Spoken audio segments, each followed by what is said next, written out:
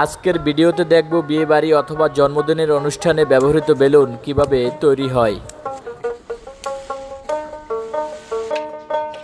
প্রথমে কাঠের ছাঁচগুলো সারিবদ্ধভাবে লোহার তৈরি ডাইসের ভিতর শক্তভাবে লাগিয়ে দিতে হয় যেন লড়ে না যায়।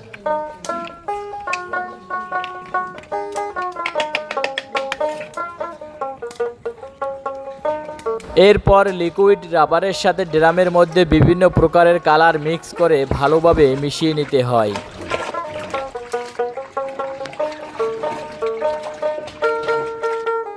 কিছুক্ষণ আগে তৈরি করা ছাঁচগুলো এখন নিয়ে যাচ্ছেন। প্রথমে পানির মধ্যে চুবিয়ে তারপরে লিকুইড রাবারের ড্রামে চুবিয়ে উঠানো হয়।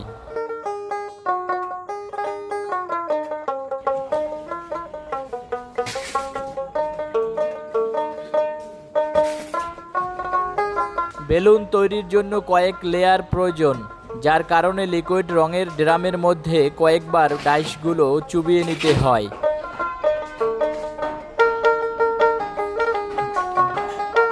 কালার উপরে একটা হয়ে গেছে না?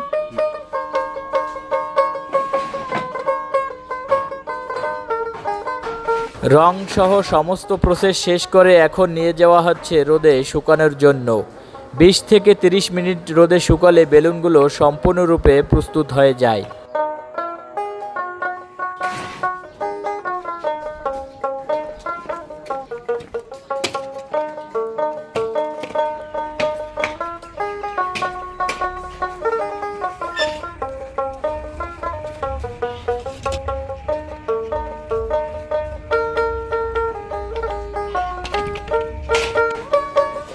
আচ্ছা, এখন কি করতেছেন?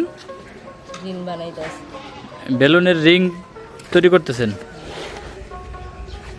অর্থাৎ নিচের যে একটু গোল বর্ডারটা নাকি, এটার নামে রিং।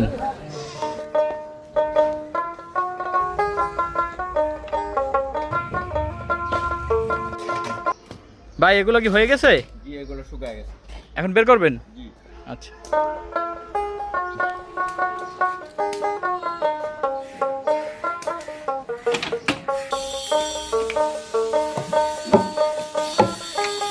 এখন কি করতেছেন ভাই? এগুলো পাউডার লাগিয়ে গেছে, ওয়েলকাম পাউডার। আচ্ছা, এই পাউডার লাগালে কি হয়? আটা ছেড়ে দেবো। ও, আটাটা ছেড়ে দেবে। এটা তো কমপ্লিট না একদম? হ্যাঁ, এটা কমপ্লিট, শুধু ফুল তৈরি। শুধু এই বেলুনগুলো এখন বের করবেন? হ্যাঁ,